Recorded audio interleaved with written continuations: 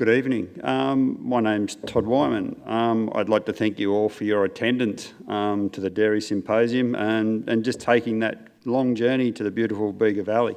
And the thought there is we have to bring a lot of commodities and concentrate into the valley, and that's a fair added cost to us.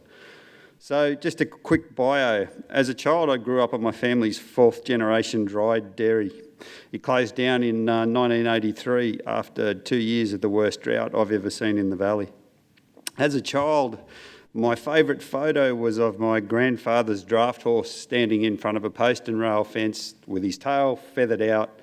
Looking behind was a very sparse dryland crop of corn. I never thought that in my lifetime I'd be growing corn. So yeah, it's been an interesting journey. So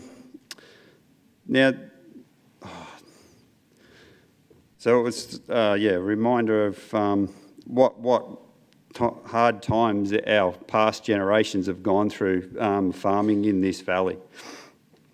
So for 25 years I was a builder and I was involved in family farms. My parents were the last dairy farms on Oaklands at Pambula, where there is now the Oaklands tourist attraction. So I spent a fair bit of time down there helping my father. And I also was deeply involved with my family, my in-laws, Ken and Judy Kimber, along with Matt, Annabelle, Luke and Pam and my wife Linda and our children as well. It's been a great part of my life and I've been very lucky to feel totally included in the Kimber family and their great achievements. I now live at Angledale and work on the dairy full time and have done that for the last 9 years. So our story starts with our effluent and the inclusion of an 800 cow feed pad. So the catalyst for putting in the feed pad was a safety issue after a runaway tractor caused a fair bit of havoc, and the rising need for conservation of fodder and reduce the amount of waste that we had in the paddock with 600 cows on pasture. This meant upgrades to a small 1 meg effluent pond to a 2-pond system which now holds around 5 megs. With this inclusion we have a 100,000 litre sump, a separator screen, and we recycle around 150,000 litres of flood wash every day. So this generates a fair amount of nutrient-rich organic matter. With the inclusion of the feed pad, the herd naturally grew. 3 herds added to Cedar Grove as other dairies closed down in our region, one being that of my parents. With this rapid expansion came the need for more pasture, hence solid set irrigation and the inputs of NP and K as per recommendations. Urea every second or third round. This sort of application can be sometimes like a drug. The more you use, the more other nutrients you need to replenish in your soil. Yeah.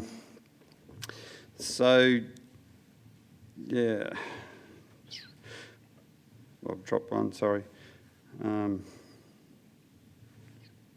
So with this high use of chemical fertiliser, there were many factors involved in the depletion of our soil biology, such as soil type, water use, and the use of our liquid effluent. This liquid effluent initially on our farm was only applied to the dairy platform around the dairy and the fixed irrigation plots. So this had a huge effect, I suppose, on the extra nutrient that we put into our soil base. After several years, there was a bit of a rapid slowdown in our pasture growth. The permeability of the soil declined. You could see water run down the hills and gullies, and there was, occasionally you would see a bit of white efflorescence in those low spots from that excess fertiliser.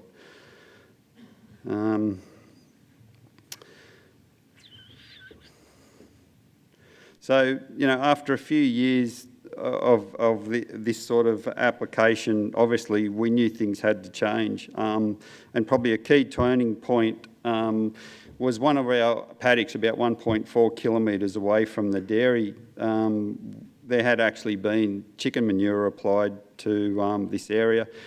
There was predominant clover and good ryegrass, and this paddock just sort of held on, and the paddocks around the dairy, you know, they'd flatlined, I suppose you could say.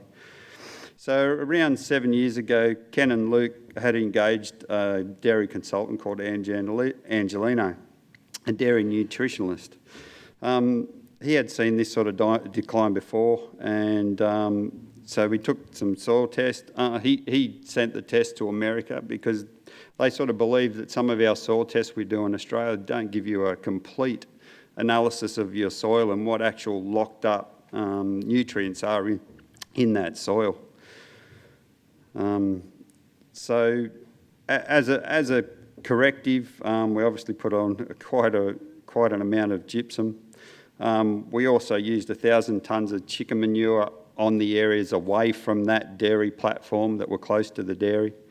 It took quite a few years for everything to come back into play, but we certainly got there.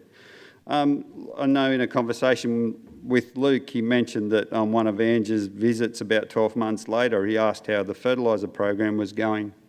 And he was absolutely astonished that Ken had just cut out all urea and nitrogen-based fertilisers totally, and just sort of took a step back and had the foresight to look at another way of improving our system. So we really didn't notice any benefits until around 2 years down the track. So Angelino now runs his own 300 cow fully certified organic dairy. So we had the confidence to know that information he was giving us, he was actually putting in place in his own system, and that really helped us move along. So yeah, look, we went through all sorts of things. We had a guy that was into worms, and we remember he brought a microscope along, and he showed us our compost, and we looked at all our different elements of our compost. So, like when we look at this, you know, this fully screened compost here, there's not a lot of good nutrient base in that. It's virtually just fibre. So you saw no microbial life in that. It was pretty inert. But what we had at the time was a pile of chicken manure in a separate pile, and it was the same. There wasn't much active material in that. But when we actually combined the two, within about 6 weeks, the compost really came alive, and we knew we were actually starting to get somewhere. So all these sort of factors led up to where we're heading today. So we sort of have, you know, a lot of compost streams. So we have bedding from our calf sheds, might be a bit of spillage from hay racks and that sort of thing. Even last year we carted about 5,000 tonne of tailings or fine sediment out of a dam that was in the middle of our centre pivot. And so that clay base can be a key for holding a lot of the nutrients and kick-starting good compost. So we actually moved that through a lot of our compost. We generate about 8 to 10 tonnes of compost a day.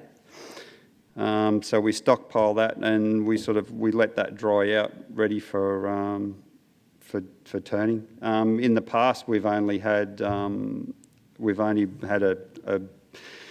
backhoe and used our tractors and whatnot, front-end loaded to make compost. So we're actually have a compost turner on the way this year. So that'll actually give us a new opportunity where we're actually going to put some corrective soil elements in our compost and apply them into zones on the farm. So we generate about 2,000 tonne of compost a year, and I'll go into where we spread that a little later. So the liquid story we've gone through, we pump that up to 2.5 kilometres away into the suction of our furthest pumps. So what we try to do is actually take that concentration away from that home base and actually move it out further on the farm and distribute those crucial key nutrients that we have that are there for us to use in a more efficient way to reduce all of our costs. So the other things we sort of found apparent when we were using our effluent, it was a pretty slow process actually putting our effluent on our paddocks. So I've missed a key point here. One thing I have done with the compost this year is we've actually pumped our bottom sludge out of our ponds into our compost. So that's really rich nutrient base, high in potash, and it's a really good kickstarter, and we've really probably almost doubled the nutrient value of our compost by adding this sludge, which is a real headache to get rid of traditionally on the farm. So, to get rid of that before, like I say, we had to add a series of gate valves and spread that over the farm because it's so slow to get it on the paddocks. We needed to water at the same time. You didn't have the time to do it, so we sort of set up a bit of a grid system that'll enable us to keep watering but spend the time getting rid of these valuable nutrients.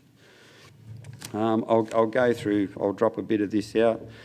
This year we had our best corn results ever. Unfortunately, I dropped my phone in the effluent pond 2 weeks ago and I've lost all those photos of the corn. But, took a deep breath there. I wasn't going to jump in. Look, with the use of our effluent, we've grown about 20 tonnes to the hectare of dry matter of corn this year, which is probably 15% better than what we've grown in the past. And I know we couldn't do that without the use of effluent. It's been very interesting over the last few days. I've been just zipping around having a look at some of our pasture. So this is the centre pivot here. You can't quite see Margot, but she was a really good gauge to show you the depth. So we only grazed that probably 12 days ago.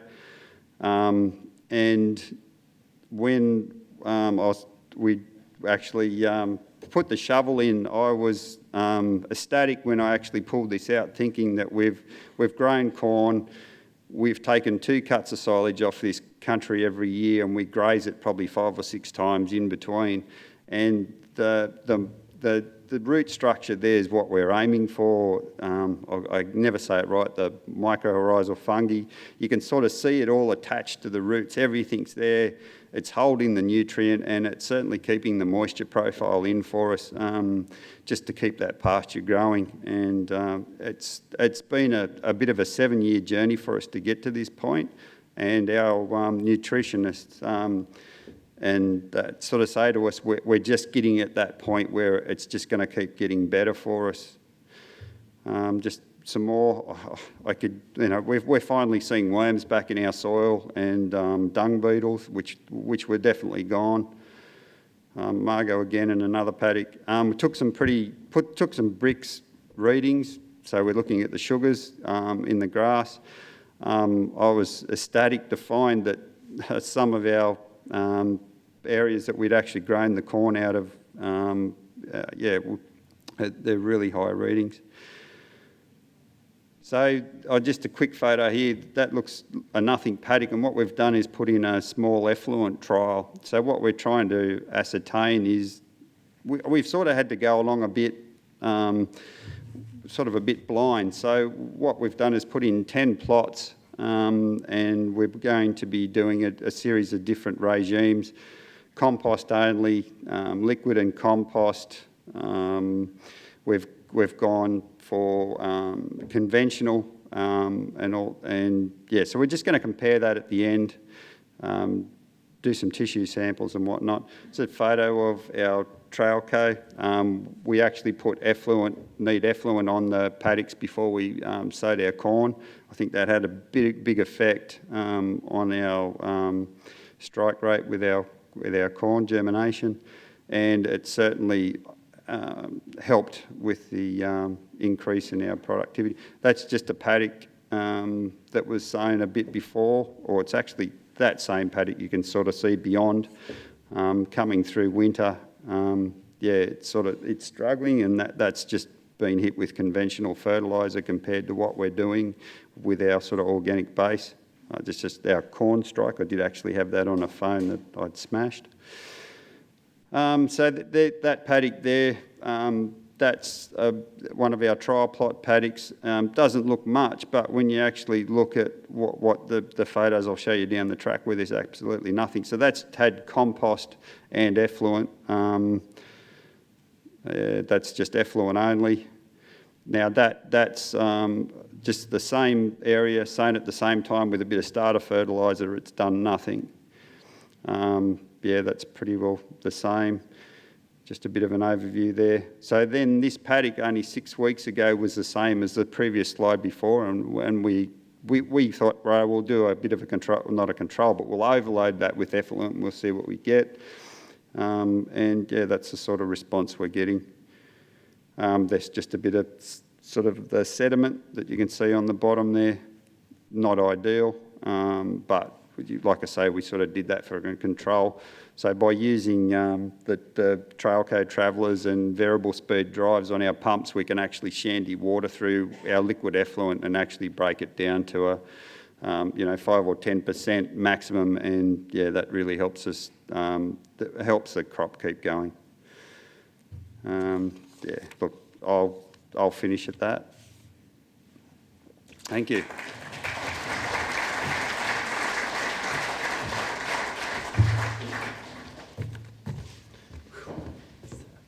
Thank you so much, Todd. One question from the floor? Yes, down the back. And again, please name where you're from.